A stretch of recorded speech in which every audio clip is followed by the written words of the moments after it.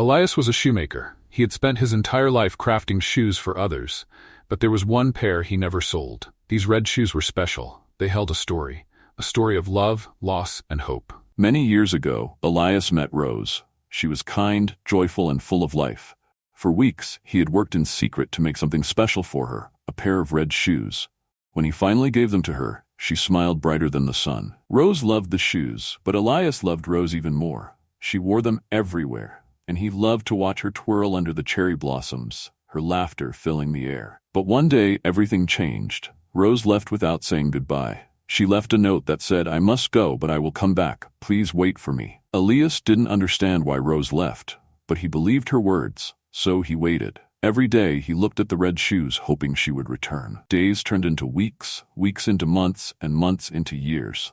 Life moved on around him, but Elias stayed the same. He kept the shoes ready for the day she would come back. One quiet afternoon, an old woman walked into the shop. Her face carried the years, but her voice sounded like a memory. She handed Elias a small pouch. Inside there was a photograph. It was Rose, but she wasn't alone. She was holding a baby. The woman spoke softly. "Rose wanted you to have this," the old woman said. "This is her granddaughter."